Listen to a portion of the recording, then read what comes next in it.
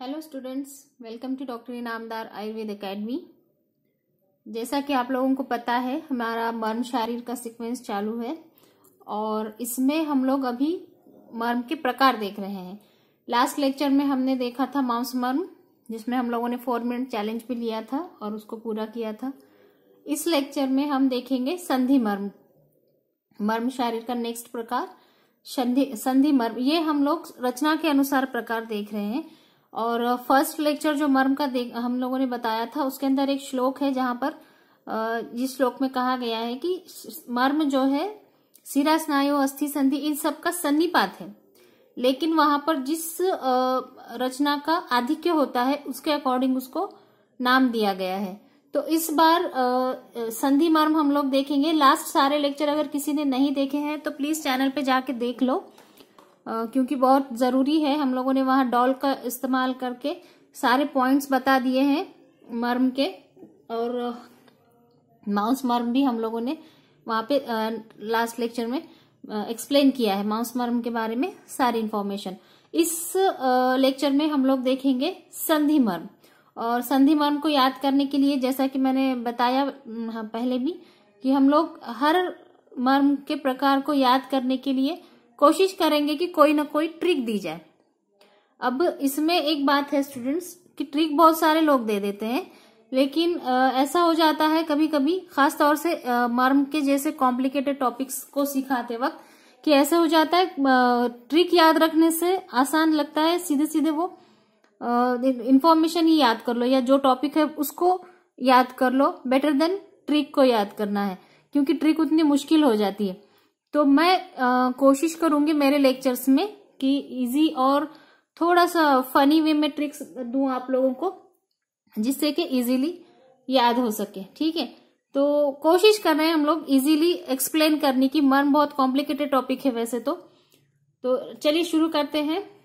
शुरू करने से पहले एक बार सबको रिक्वेस्ट है, लेक्चर्स को शेयर कीजिए, लाइक सब्सक्राइब कीजिए और कमेंट्स करके हम लोगों को बता दीजिए कि आपको कौन सा और टॉपिक चाहिए। कुछ टॉपिक्स आए हैं मेरे पास, तो जैसे ही मर्म का खत्म हो जाता है हम लोग उन टॉपिक को स्टार्ट करेंगे। ठीक है, तो लेट्स स्टार्ट। संधि मर्म होते हैं 20 के अंदर जानु मर्म 2, कुरपर 2, सीमंत 5, अधिपति 1, गुल्फ 2, मणिबंध 2, कुकुंदर 2, आवर्त एंड क्रुकाटिका 2। तो इस तरह से ये टोटल बन जाते हैं 20 मर्म। अब इनको याद रखने के लिए हमने एक छोटा सा बनाया है, एक राइम बनाया है मैंने। तो देखिए, कुन देहात में, छोटे गांव में कहते हैं कोई को कुन कहा जाता है, तो आप चाहे तो कोई कह लीजिए या कुन आवत है, कुन जावत है।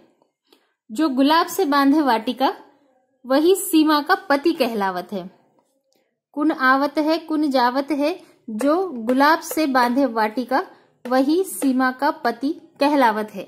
अब इसके अंदर, इस राइम के अंदर मैंने पूरे ये 9 जो नाम है संधि मर्म के, उनको बांध दिया है। तो देखिए, कुण से, फर्स्ट कुण से हम लेंगे कुरपर, आवत से लेंगे आवर्त, कुण से लेंगे कुकंदर संधि मर्म, जावत से जानु मर्म, गुलाब से गुल्फ मर्म, बांधे से मणिबंध, वाटिका से क्रिकाटिका, सीमा से सीमंत, अधिपति से पति से अधिपति। ठीक है, इस तरह से ये हुआ। इजी है, आप लोग याद रख पाएंगे इसको। कुन आवत है, कुन जावत है, गुलाब से बांधे वाटिका वह सीमा का पति कहलावत है। सिंपल है। इसके अंदर कुरपर, आवर्त, कुकुंदर, जानु, गुल्फ, मणिबंध, क्रिकाटिका, सीमंत, अधिपति, ये इनको इन सीक्वेंस में रखा है। ये हो गए नाम। नेक्स्ट इनकी संख्या कितनी है? फर्स्ट लाइन में जितने हैं वो सारे 2 हैं। कुरपर संधि 2, आवर्त संधि 2, कुकुंदर संधि 2, जानु संधि 2। नेक्स्ट गुल्फ संधि 2, मणिबंध, क्रिकाटिका 2। सिर्फ लास्ट के लाइन में जो है, इसमें संधि मर्म में सारे के सारे संख्या में 2 है मर्म, सारे मर्म संख्या में 2 है। सिर्फ एक है सीमंत मर्म जो है संख्या में 5 होते हैं, क्योंकि जो सीमंत मर्म होता है स्कल बोन के सूचर्स के अंदर, तो सूचर्स जो होते हैं 5 बताए गए हैं, इसलिए सीमंत मर्म होते हैं 5। और अधिपति मर्म एक होता है, जैसे हम लोग याद रख सकते हैं पति एक होता है, तो उस हिसाब से अधिपति भी एक होता है। तो अधिपति मर्म एक होता है, सीमंत मर्म 5 होते हैं और बाकी सारे इस प्रकार में संधि मर्म के प्रकार में सारे 2-2 हैं संख्या में। ठीक है, नेक्स्ट इसके आकार के अनुसार इसके प्रकार, आकार किसका कितना है, तो इन सारे सीक्वेंस हम लोग सीक्वेंस वाइज ही देख रहे हैं। इसी सीक्वेंस में मैं आपको कोशिश कर रही हूँ कि बताऊं, क्योंकि इसमें ऊपर के सारे संख्या में 2 है, नीचे के जो लास्ट वाले 2 मर्म है अधिपति 1 है और सीमंत 5 है, बाकी सारे 2 है। इसी सीक्वेंस में अगर देखा जाए तो पहले लाइन के अंदर पहला कुरपर मर्म और जानू मर्म ये 2 है। कुरपर मर्म हम अभी थोड़ा सा डॉल का यूज करके बताती हूँ मैं आपको। कुरपर मर्म कहाँ होता है, एल्बो जॉइंट, और जानू मर्म होता है नी जॉइंट। कुरपर और जानू ये दोनों होते हैं 3 अंगुल। ठीक है, कुरपर और जानू इस लाइन में फर्स्ट और लास्ट 3 अंगुल के होते हैं। नेक्स्ट लाइन में हम देखें तो गुल्फ और मणिबंध, गुल्फ और मणिबंध, ये गुल्फ एंकल जॉइंट और मणिबंध संधि, मणिबंध संधि और एंकल जॉइंट ये दोनों होते हैं 2 अंगुल। ठीक है, ये 2 अंगुल बनते हैं। और नेक्स्ट सीमंत मर्म होता है 4 अंगुल। ये सीमंत मर्म जो यहाँ पे होता है, क्योंकि ये सारे बहुत सारे सूचर्स हैं और ये थोड़ा सा बड़ा है मर्म, इस हिसाब से ये 4 अंगुल बताया गया है। बाकी सारे जितने भी है इस प्रकार के अंदर वो सारे के सारे अर्ध अंगुल प्रमाण में है। कितने हैं, अर्ध अंगुल। सिर्फ कुरपर और जानू होते हैं 3 अंगुल। मणिबंध और एंकल जॉइंट, मणिबंध और गुल्फ संधि होते हैं 2 अंगुल और सीमंत मर्म होता है 4 अंगुल और बाकी सारे होते हैं अर्ध अंगुल प्रमाण में। ठीक है, इस तरह से इसको याद रखना है। नेक्स्ट इसमें है इसके परिणाम के अकॉर्डिंग कौन सा मर्म है। फर्स्ट लाइन के जितने भी है चारों वो वैकल्यकर मर्म है। ठीक है, हमारा जो राइम है उसके अंदर जो फर्स्ट लाइन है कुण आवत है कुण जावत है, इसमें कुरपर आवर्त कुकुंदर जानू इन चारों मर्मों को वैकल्यकर बताया गया है, जिसके अंदर आघात होने से सिर्फ डिसेबिलिटी आती है, ज्यादातर मृत्यु नहीं होती। मृत्यु हो सकती है तीव्र आघात से, बट ज्यादातर इसमें मृत्यु नहीं होती। वैकल्यकर मर्म में ज्यादातर विकलांगता आती है, डिसेबिलिटी आ जाती है। ठीक है, अपाहिज हो जाते हैं। तो फर्स्ट लाइन के सारे वैकल्यकर है। सेकंड लाइन में गुल्फ और मणिबंध ये दोनों रुजाकर है, ये सिर्फ रुजा क्रिएट करते हैं। यहाँ पे मृत्यु की संभावना या डिसेबिलिटी की भी संभावना बहुत कम होती है, सिर्फ ज्यादातर पेन होता है, सीवियर पेन होता है गुल्फ और मणिबंध संधि पे आघात होने से, और इसमें भी क्रिकाटिका होता है वैकल्यकर। ठीक है, अब लास्ट लाइन के जो है सीमंत और अधिपति, अधिपति सद्य मर्म है, सद्य प्राणहर मर्म है। सद्य प्राणहर मीन्स तुरंत आघात होने से तुरंत मृत्यु हो जाती है। तो हम इसको थोड़ा सा फनी वे में कहेंगे, पति होता है सद्य मर जाता है, सीमा होती है वो कालांतर से मरती है, क्योंकि सीमा जो है कालांतर प्राणहर, सीमंत जो है कालांतर प्राणहर मर्म है, सीमंत मर्म है कालांतर प्राणहर, अधिपति मर्म है सद्य प्राणहर। तो इसको हम इस तरह से याद रखेंगे, पति होता है तुरंत मर जाता है, सीमा थोड़ी देर के बाद मरती है, कालांतर से मृत्यु पाती है। तो इसमें सिर्फ ये 2 हैं जो सीवियर ट्रॉमा से डेथ हो सकती है, जिसमें अधिपति सद्य प्राणहर है और सीमंत कालांतर प्राणहर है, और सिर्फ गुल्फ और मणिबंध रुजाकर है। गुल्फ संधि मणिबंध संधि रुजाकर है, बाकी सारे वैकल्यकर मर्म है, डिसेबिलिटी क्रिएट करते हैं, विकलांगता क्रिएट करते हैं, मृत्यु नहीं होती। ठीक है, इस तरह से इसको याद रखेंगे। और लास्ट हम इसमें देखेंगे इनके सबके स्थान जो हम पहले बता चुके हैं। आज सिर्फ एक लेक्चर में सारे पॉइंट कवर करने के लिए मैं स्पीड में बता दूंगी आपको। ठीक है, फर्स्ट है हमारा कुरपर एल्बो जॉइंट, नेक्स्ट है आवर्त। आवर्त यहाँ पे होता है आईब्रो से थोड़ा ऊपर, यहाँ पे जो गहरा पार्ट होता है थोड़ा सा आईब्रो के ऊपर जो नीचे डीप पार्ट होता है वहां पे आवर्त मर्म होता है। नेक्स्ट है कुकुंदर, कुकुंदर मर्म यहाँ पे नितंब अस्थि के एरिया में होता है। जानू मर्म इज जानू मर्म इज नी जॉइंट, ठीक है, नी जॉइंट।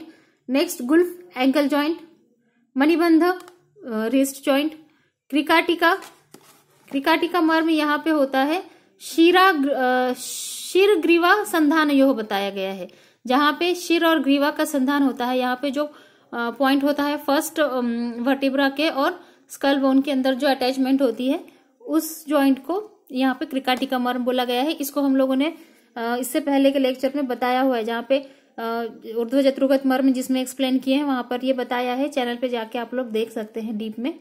नेक्स्ट है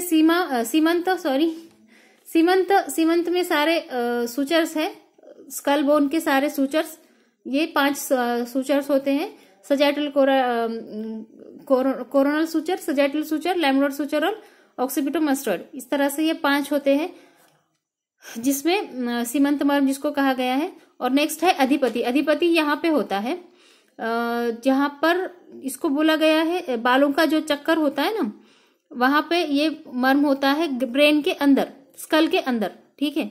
अधिपति मर्म स्कल के अंदर होता है, बालों का यहाँ पे जो भौरा जिसको कहते हैं या चक्कर जिसको कहते हैं बालों का, रोमावर्त जिसको कहा गया है संस्कृत में, रोमावर्त जहाँ पे होता है वहां पर अधिपति मर्म होता है, ठीक है। तो इस तरह से आप इसको याद रखेंगे। आई होप इजीली आपको इस सारी चीजें समझ में आ गई होंगी संधि मर्म के। संधि मर्म बहुत इंपॉर्टेंट टॉपिक है, इस पे LAQ भी आते हैं और SAQ, तो इतना भी आप अगर अच्छे से लिख देंगे।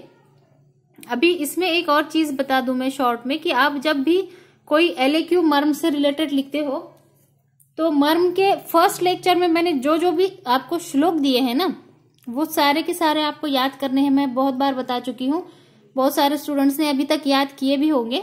तो वो सारे मर्म आपको, श्लोक आपको मर्म के याद करने हैं जो फर्स्ट लेक्चर में दिए गए हैं, और उन सारे श्लोकों को आप हर LAQ में स्टार्टिंग में लिख देंगे, ठीक है। कोई भी LAQ आपको मर्म के ऊपर आता है, संधि मर्म पूछा जाए, सद्यो प्राणहर पूछा जाए, या पूरा मर्म टॉपिक पूछा जाए, या कोई मॉडर्न से अटैच करके कोई टॉपिक इसको LAQ पूछा जाए, तो जब भी आपको मर्म LAQ के तौर पे आता है, लार्ज आंसरिंग क्वेश्चन के तौर पे आता है, तो उस फर्स्ट लेक्चर के सारे श्लोक आपको उसमें पहले लिखने हैं, उसका एक्सप्लेनेशन देना है, और उसके बाद आपको LAQ के अंदर जो भी क्वेश्चन पूछा गया है उसका एक्सप्लेनेशन देना है। तो इस तरह से अगर आप करेंगे तो आपको बहुत इजीली अच्छे से स्कोर कर पाएंगे आप।